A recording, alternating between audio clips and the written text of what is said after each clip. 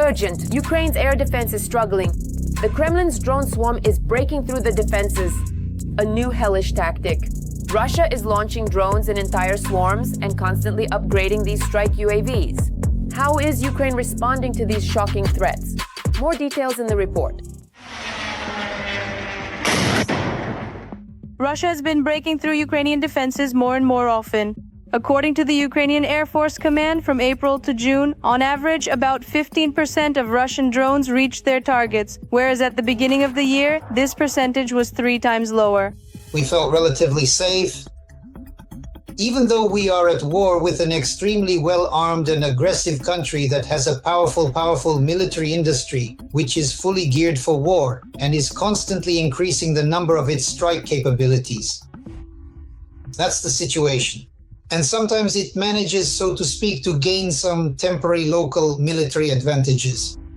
Experts note that Russia is increasingly using the so-called swarm tactic, simultaneously launching a large number of drones, which may include both combat drones and decoys. Additionally, drones have started flying at higher altitudes, making it more difficult to destroy them with machine guns. Russia is now taking it out on the civilian population, intensifying strikes on our peaceful cities.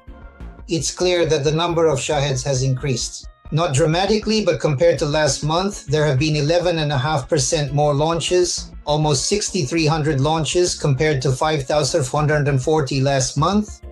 The number of ballistic missiles is also increasing. For example, this month, 43 Iskander-M missiles have already been recorded. Last month, there were 33 of them. This month, Russia launched 17 Kinzhal missiles at Ukraine and also began using an upgraded version of the Guran-3 drone.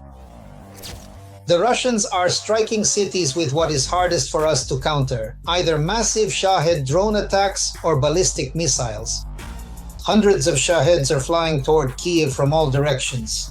That's the situation. Then the strikes, of course, are carried out according to Russian military strategy. They target residential neighborhoods. Civilians are dying, children are dying.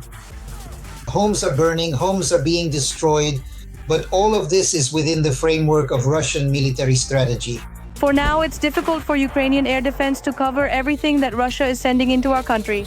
However, very soon our defense forces will be able to destroy many more attacks. Now, anti-Shahd, specifically anti-Shahd high-speed anti-aircraft drones will be used more intensively. And these successes of the Russians in destroying the civilian population, they are temporary. On July 10th, Ukrainian President Volodymyr Zelensky announced that the Ukrainian army had begun effectively intercepting dozens of drones using its own unmanned aerial vehicles. At the same time, he spoke about reaching an agreement with the American company Swiftbit on the joint production of hundreds of thousands of drones for the needs of the armed forces of Ukraine. Every voice matters. Join our community, support independent journalism and help us bring you the truth from Ukraine. Become a member of Ukraine Today. Join us now. At this very moment, Russians are being completely cut off from the outside world. Russia will completely disconnect from the internet. The Kremlin is building a digital prison. Shock! Internet disruptions in Russia have become unprecedented not only in scale but also in frequency. And that's not all. The FSB will read Russians' messages. Putin is launching total surveillance. How is the Kremlin building a digital dictatorship? Watch this. Since the beginning of summer, mobile internet in Russia has become not a guarantee of connectivity, but a matter of chance. Residents of dozens of Russian regions have lost access to the internet. The internet is being shut down in Russia. Russian regions, one after another, continue to restrict the operation of mobile internet. In recent months, mobile internet has been shut down more and more frequently in Russia. Udmurtia, Krasnoyarsk Krai, Tver Oblast, Bashkortostan, Khakassia, Chelyabinsk, Volgograd, Tyumen regions. According to one human rights organization, by mid-July, mobile internet had been shut down in more than 60 regions of Russia. I think this is just the beginning, because it's obvious that the elite really like this new experience and they would want to shield people from all these Western trends that we don't need. Let them watch more television. Selyov will sing like a nightingale about how we should live, and the church will polish it all up. Meanwhile, listen, at first they turned it off on weekends, then on holidays, then during school breaks, and then, as they say, they'll leave it only for the people who are needed and important. And as for us, why should we discuss whether the current course is wrong? It is important to note that some of the regions where the internet is unavailable are located far from the Ukrainian border. The authorities explain the shutdowns are necessary to prevent drone strikes. Communication can be used to transmit coordinates and therefore must be cut off in advance without a specific date and without the possibility to appeal.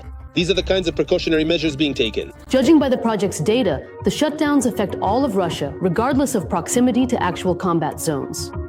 For example, the Omsk region, the leader in shutdowns, is 2,500 kilometers away from Ukraine. At the same time, in the Belgorod and Oriol regions, the internet was shut down much less frequently than in the neighboring Bryansk and Kursk regions. In Izhevsk, for example, mobile service disappeared on the day of the strike on the factory. According to Russian media, the alert system failed to work due to the lack of connectivity. After that, the connection was not restored. Moreover, it was also shut down in the surrounding areas. For instance, in Izhevsk, the internet was jammed for 2 weeks in preparation for drone attacks. And on July 1st, drones did indeed attack the Izhevsk Kupol plant. But due to the lack of connectivity, city residents were unable to receive notifications about the so-called drone danger mode, nor could they find shelters using online maps. As a result, 3 people were killed and 45 were injured. According to statistics, in June alone, there were more than 650 mobile internet shutdowns in Russia. That's more than in the entire rest of the world for the whole of 2024. In some regions, the mobile network would disappear for hours every day, and sometimes for an entire day. Nothing is loading, nothing makes sense. It's really bad, honestly. I feel completely out of place. There's no mobile internet. No, really, I'm fine. I've just been going from one Wi-Fi spot to another since Saturday. It's just awful. The shutdowns often don't coincide with the military situation. For example, in the Krasnoyarsk region, no drones were detected, but the internet was cut off for a week. It's the same story in the Volgograd and Tver regions. In some places, only mobile data disappeared. In others, both voice calls and Wi-Fi were also lost. Of course it's uncomfortable. What's the point? I don't understand yet. It will be very hard to imagine our lives in the 21st century without the internet. We make doctor's appointments online. All our group chats are on the internet. So how are we going to manage? I don't know. Without connectivity, nothing works. Payment terminals, online banking, taxi and delivery apps. In remote villages, you can only get a signal in a specific spot. Sometimes network outages lead to completely unexpected consequences. On July 6th in the Tver region, a bus driver beat and threw a 14-year-old schoolgirl off the bus, thinking she was riding without a ticket. In reality, the girl had paid for her ride via the faster payment system, but she couldn't show the receipt because the mobile internet was down. She is now in the hospital with a concussion and bruises. In July 2025, new regulations came into effect in Russia. Regional authorities were granted the right to disconnect communications without approval from federal operators. The wording is, in case of threat. What exactly constitutes a threat is not specified. The duration of the shutdowns obviously is not limited. We'll have to switch to SMS. We'll go back to letters, to mail. To carrier pigeon mail. I will diligently study a foreign language completely on my own, primarily utilizing comprehensive textbooks. Well, people used to buy tickets without the internet before. We'll probably manage. Russia is gradually moving into digital silence. This is not a glitch, not a temporary restriction. This is a new reality where communication is controlled not by operators, but by orders, and a return online is not guaranteed. That's all for now. And for more breaking news from the front, tune in to the next episode.